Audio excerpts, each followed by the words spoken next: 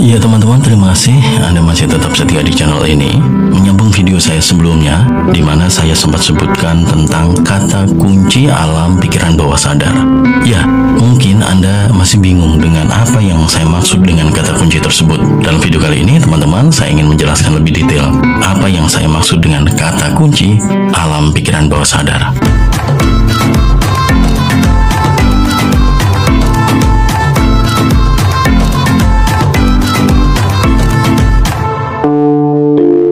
Iya teman-teman, terima kasih Anda masih tetap setia di channel ini. Dan menyambung video saya sebelumnya, dalam video kali ini saya ingin memperjelas lagi tentang apa itu kata kunci alam pikiran bawah sadar. Istilah kata kunci ini adalah murni istilah yang saya buat sendiri ya, bukan mengacu pada satu penemuan atau satu anggapan, satu penelitian, tidak. Tetapi ini hanyalah istilah yang saya gunakan untuk mewakili sebuah kalimat atau sebuah kata-kata sugesti ya, sugesti positif yang kita inginkan dalam kehidupan kita. Sebagai contohnya adalah seperti ini teman-teman. Jika Anda menginginkan sejumlah uang, maka Anda harus memasukkan kata kunci yang berkaitan dengan uang tersebut ke dalam alam pikiran bawah sadar Anda. Satu contoh, Anda bisa memasukkan sugesti baik atau anggapan baik tentang uang. Misalnya, uang itu baik, uang itu berguna, uang itu sangat berharga, semua membutuhkan uang. Misalnya seperti itu. Itu adalah sugesti-sugesti baik, sugesti-sugesti positif berkaitan dengan uang. Nah, itulah yang saya sebut dengan kata kunci alam pikiran bawah sadar. Artinya, jika suatu saat nanti kita membutuhkan uang atau ingin mendatangkan uang, kita bervisualisasi tentang uang, maka akan terjadi koneksi antara pikiran sadar kita dengan pikiran alam bawah sadar kita. Koneksinya bagaimana? Koneksinya adalah bahwa uang itu baik, bahwa uang itu berharga. Artinya, keinginan Anda untuk memiliki uang tidak ditentang, tetapi justru sebaliknya, mendapat dukungan dari alam pikiran bawah sadar Anda. Kenapa? Karena kita sudah menanamkan terlebih dahulu sugesti-sugesti baik, anggapan-anggapan baik tentang uang. Itu, ya. Jadi sekali lagi teman-teman, istilah kata kunci yang saya gunakan ini murni adalah istilah saya sendiri yang saya pakai untuk mempermudah saya pribadi memahami bagaimana kita memasukkan sugesti positif ke dalam pikiran bawah sadar kita. Sampai di sini mudah-mudahan teman-teman sudah bisa memahami ya. Dan lanjut lagi teman-teman, setelah kita mengetahui seperti apa kata kunci itu, yaitu hal-hal baik, hal-hal positif sebagai sugesti-sugesti positif yang harus kita tanamkan ke alam pikiran bawah sadar kita, maka selanjutnya hal-hal apa saja yang perlu kita masukkan ke dalam pikiran bawah sadar kita. Semua hal aspek kehidupan teman-teman itu harus kita tanamkan ke dalam pikiran bawah sadar kita. Sebab kenapa? Sebab itulah nanti yang akan berkaitan dengan kehidupan kita di dunia nyata kita. Minimal atau setidaknya ada 4 aspek teman-teman yang bisa kita kelompokkan atau kita golongkan untuk lebih mempermudah kita memasukkan sugesti-sugesti baik melalui afirmasi ya. Nah, 4 kelompok ini teman-teman saya rangkum versi saya sendiri ya. Mudah-mudahan ini sesuai dengan anggapan Anda. Yang pertama, kita bisa kelompokkan dalam aspek iman dan spiritual. Kemudian, yang kedua adalah karakter dan pengembangan diri. Kemudian, yang ketiga adalah pekerjaan dan keuangan. Dan yang keempat adalah hubungan atau relasi dan lingkungan sosial. Nah, setidaknya 4 aspek ini teman-teman harus kita tanamkan ke dalam alam pikiran bawah sadar kita. Kita cari hal-hal baik dari keempat aspek tersebut. Anggapan-anggapan yang baik, pemikiran-pemikiran yang baik, pandangan-pandangan yang baik tentang hal-hal tadi. Ya, suatu contoh tentang iman dan spiritual. Nah, kita bisa cari teman-teman ya, satu persatu yang termasuk kelompok iman dan spiritual ini. Kita boleh catat terlebih dahulu. Misalnya iman, ini tentunya berkaitan dengan ketuhanan ya, tentang hubungan kita dengan Sang Pencipta. Begitu juga spiritual ya, tentang kehidupan spiritual kita.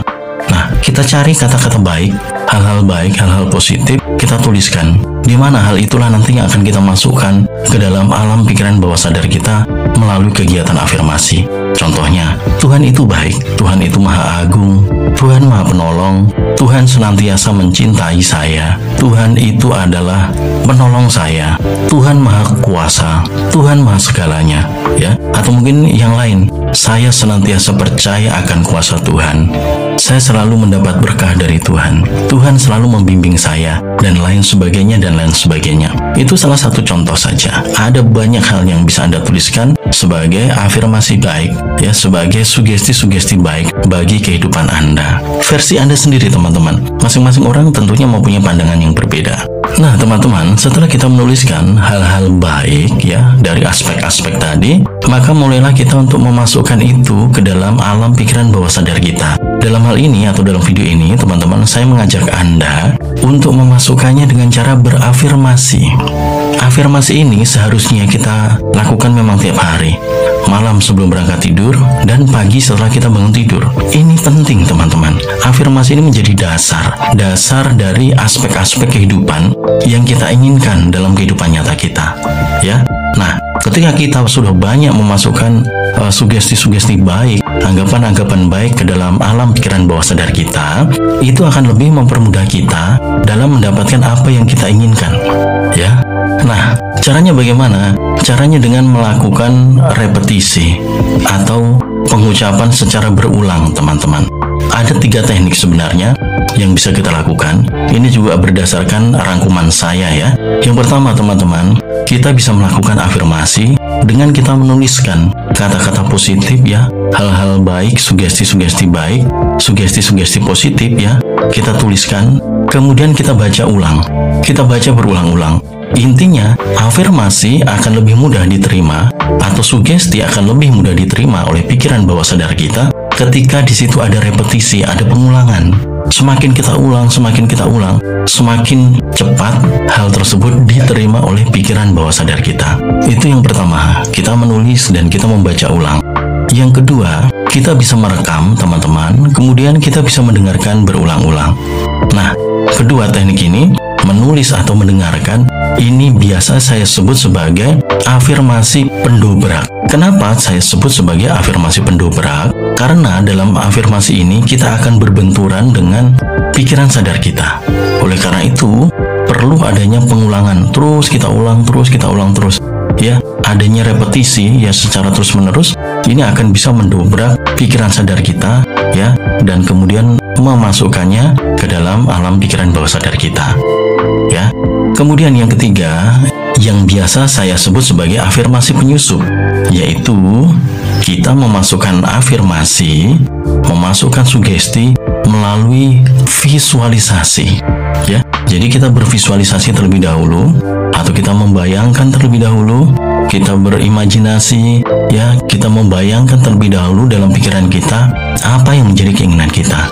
Salah satu contoh, misalnya Anda ingin berafirmasi tentang keuangan Anda. Anda bisa masuk ke dalam visualisasi atau membayangkan diri Anda, teman-teman.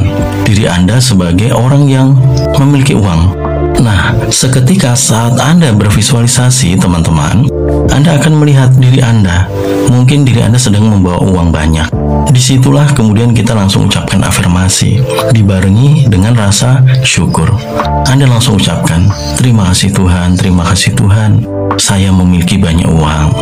Kemudian mungkin bergeser lagi di gambar berikutnya. Anda melihat Anda membuka buku tabungan Anda. Anda ucapkan lagi, terima kasih Tuhan, tabungan di rekening saya semakin banyak. Bergeser ke gambar berikutnya.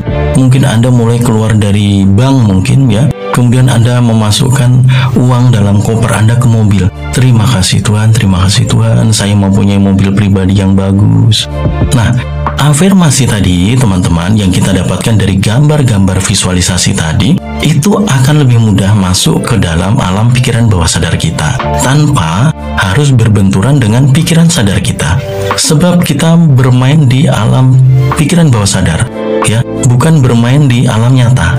Jika kita bermain di alam nyata dengan menggunakan indera kita, baik pendengaran, ya, atau mungkin penglihatan, itu pasti akan berbenturan dengan pikiran sadar kita. Nah, oleh karena itu, saya sering melakukan yang ketiga ini, teman-teman. Afirmasi penyusup. Memang pada awalnya kita agak susah melakukan. Dibutuhkan ketelatenan, dibutuhkan konsentrasi. Namun ketika kita sudah terbiasa, kita akan merasakan lebih nyaman, lebih enjoy, dan lebih bisa merasakan adanya feel, ya, rasa kebahagiaan.